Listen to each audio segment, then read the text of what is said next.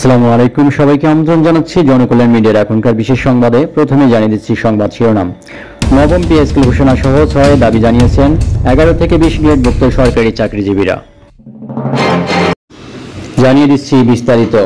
নবম pay scale ঘোষণা সহ 6 দাবি জানিয়ে মানববন্ধন করেছে 11 থেকে 20 গ্রেড সরকারি চাকরিজীবী ফোরাম। শুক্রবার রাজধানীর জাতীয় প্রেস ক্লাবের সামনে মানববন্ধনে বিভিন্ন দপ্তরের কর্মকর্তা কর্মচারীরা অংশ নেন। ফোরামের সভাপতি লুৎফর রহমানের সভাপতিত্বে ও সাধারণ সম্পাদক মাহমুদুল হাসানের সঞ্চালনায় মানববন্ধনে বক্তারা বলেন, 2015 সালে অষ্টম পে স্কেল দেওয়ার পর 9 বছরে দ্রব্যমূল্য 3 গুণ বেড়েছে। এছাড়া অষ্টম পে স্কেলে টাইম স্কেল সিলেকশন গ্রেড রহিতকরণ সহ আকাশ পাতাল বৈষম্য ছিল। দেশের মানুষের গড় আয় বাড়লেও নিম্ন গ্রেডের কর্মচারীদের আয় বাড়েনি। তাই পে কমিশন গঠন করে বৈষম্যমুক্ত নবম পে স্কেল ঘোষণার এবং পে কমিশনে 11 থেকে 20 গ্রেডের কর্মচারী প্রতিনিধি রাখার জোর দাবি জানান নেতারা।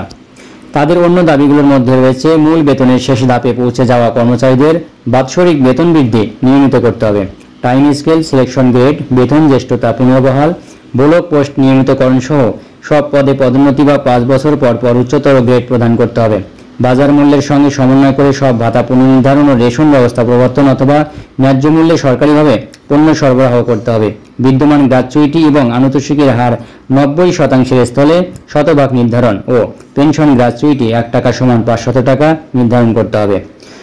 দর্শক, এই ছিল জনকল্যাণ মিডিয়ার এখনকার বিশেষ সংবাদ। পরবর্তী সংবাদের আপডেট জানতে চ্যানেলটি সাবস্ক্রাইব করুন। ভিডিওটি ভালো লাগলে একটি লাইক দিন। এতক্ষণ সঙ্গে থাকার জন্য সবাইকে অসংখ্য ধন্যবাদ।